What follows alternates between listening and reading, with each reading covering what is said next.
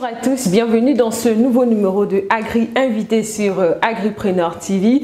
Aujourd'hui, nous recevons Madame Valérie Verdier, présidente, directrice générale de l'IRD, l'Institut de recherche pour le développement. Bonjour Madame Valérie. Bonjour. Bienvenue.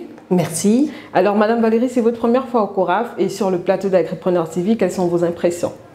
Alors oui, c'est ma première fois en tant que présidente directrice générale de l'IRD et c'est mon premier déplacement à l'international que j'ai souhaité faire au Sénégal où l'IRD a sa plus grande représentation à l'étranger et en Afrique en particulier, et je tenais à mettre à mon agenda la visite au CORAF avec qui j'ai eu l'occasion dans ma vie antérieure de chercheur de collaborer, et je souhaite renforcer les collaborations avec CORAF qui est un des acteurs très importants en Afrique et dans la sous-région et qui œuvre pour l'agriculture durable de nos paysans.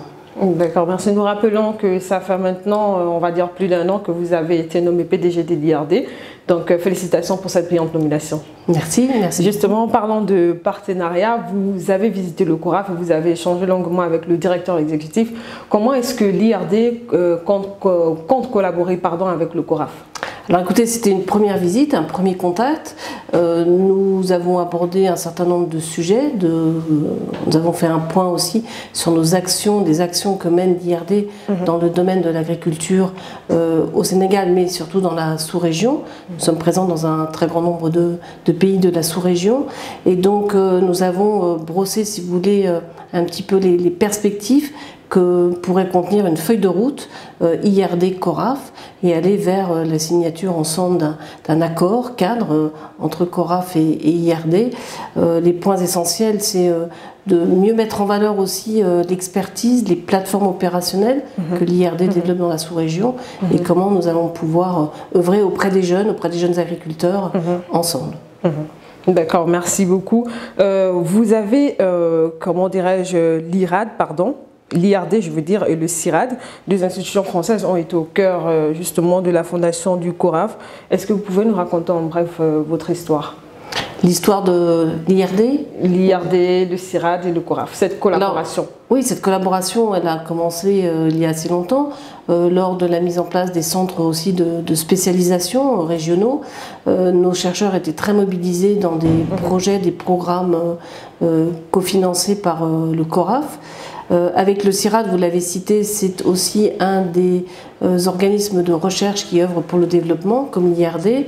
Et j'aime à dire que nous sommes cousins et avec le CIRAD, et nous sommes cousins aussi avec le CORAF.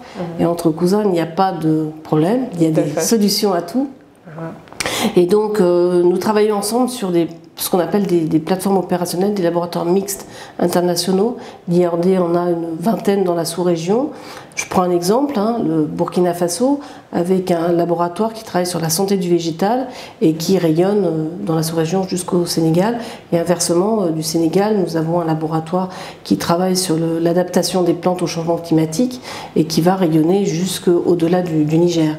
Donc c'est au travers des centres régionaux de spécialisation et puis ces plateformes que je pense qu'on peut se rejoindre.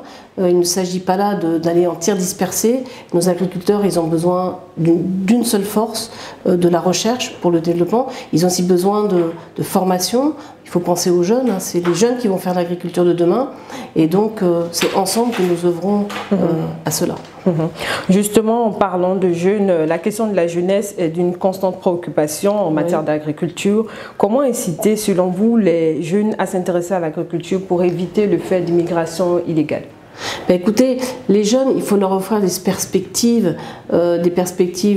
aussi de ressources, de pouvoir vivre de son travail et puis d'avoir un travail passionnant. L'agriculture, c'est quand même quelque chose de passionnant où il y a aussi une forme de créativité, d'inventivité, d'adaptation aussi aux nouvelles technologies. C'est un monde, on ne fait plus l'agriculture d'aujourd'hui comme on la faisait il y a 10 ou 15 ans.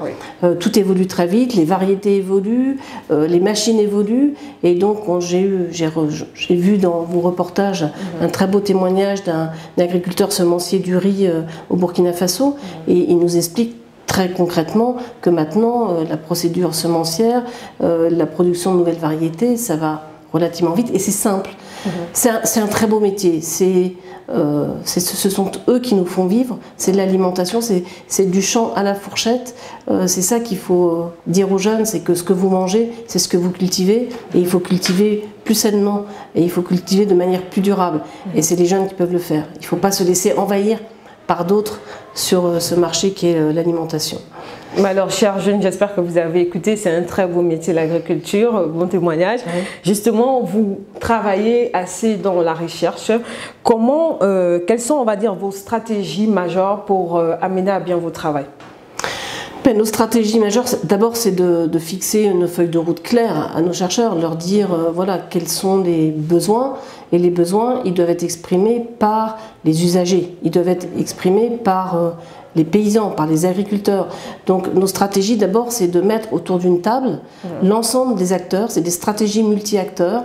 On va réfléchir ensemble, quel est le problème qui se pose aujourd'hui dans votre champ, dans votre région, quel est le problème majeur? Ça peut être une maladie, un ravageur, ça peut être une variété qui n'est plus adaptée à un type de sol. Et donc à partir de là, on se met ensemble autour d'une table, on réfléchit au projet qu'on a envie de développer et ce qui est faisable, pas faisable, et puis on va aller ensemble sur la construction de ces projets.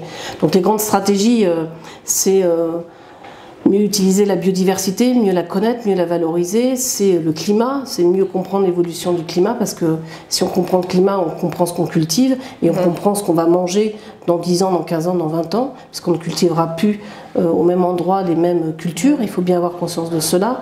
Et puis c'est la santé. C'est la santé sur le concept une seule santé, c'est pas uniquement la santé humaine. La santé humaine, elle passe aussi par ce qu'on mange, mais c'est la santé de ce qu'on cultive. C'est moins d'intrants, moins de pesticides, c'est une agriculture plus saine et plus durable. Et donc nos stratégies, c'est ça, c'est allier biodiversité, climat, santé, l'eau, la ressource en eau. Et donc nous travaillons sur toutes ces composantes à l'IRD.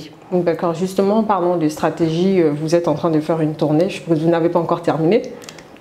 Quasiment terminé. Ok, quasiment terminé. Pour le Sénégal. Donc pour le Sénégal, bon, vous allez visiter d'autres pays. Justement, au regard de votre tournée, comment est-ce que vous voyez l'agriculture en Afrique subsaharienne? Quels sont les challenges encore qui sont en face de nous?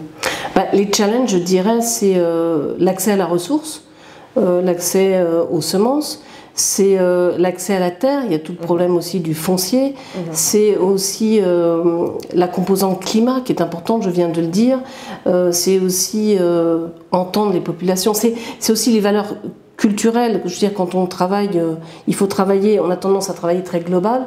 Il faut partir du local pour aller vers le plus global, ce qu'on appelle le glocal maintenant.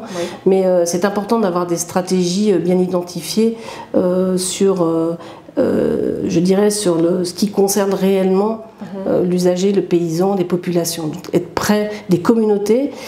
Et en cela, j'ai fixé une trajectoire pour l'IRD, c'est de travailler en communauté de savoir. Et donc réunir, comme je l'ai dit, multi-acteurs autour d'une table et dresser ensemble la route que nous devons suivre ensemble. D'accord, justement par rapport à ces challenges, vous avez cité, vous avez parlé du problème du foncier. Est-ce que par rapport à tout ce qui reste à faire comme travail, comment est-ce que vous voyez l'avenir de la recherche en Afrique? C'est une très bonne question. L'avenir, c'est, je dirais, tout seul on va plus vite. Non, tout seul on va vite, mais ensemble on va beaucoup plus loin. Et donc c'est pour ça que je suis là aujourd'hui au CORAF, et c'est pour ça aussi que je rencontre nos partenaires de l'ISRA, de l'UCAD, enfin de bien d'autres. Et dans la sous-région, vous l'avez dit, j'aime pas le mot tournée, mais je vais rendre visite à nos partenaires avec qui nous avons une longue tradition de collaboration. Mais vraiment la stratégie, c'est allons-y ensemble, parce que tout seul on n'y arrivera pas. Les défis sont tellement énormes qu'il faut mettre nos forces ensemble. Et derrière moi, c'est une équipe France. Je représente un des instituts de la recherche pour le développement. Il y en a d'autres.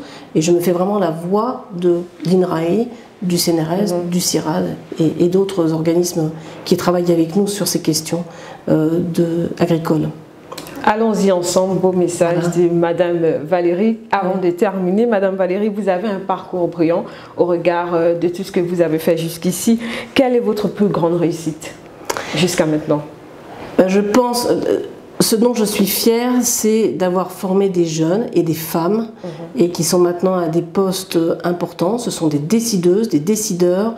Et c'est ça, je dirais, ma plus grande fierté, c'est d'avoir pu accompagner des jeunes doctorants qui sont arrivés dans mon laboratoire en tant que licence ou master, et puis qui sont maintenant, que je revois de nouveau à des postes importants et qui peuvent, importants, et des postes aussi bien importants aussi dans la recherche. Oui. Et c'est avec eux qu'ils transmettent aussi, ils ont avancé, ils ont aussi entraîné avec eux d'autres jeunes, et donc c'est tout un réseau en fait qui est avec nous et qui porte ces messages d'une recherche équitable, juste et durable.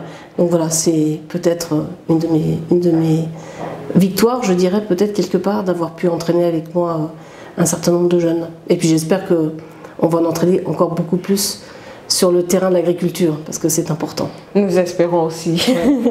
Merci Madame Valérie Verdier de nous avoir accordé cet entretien.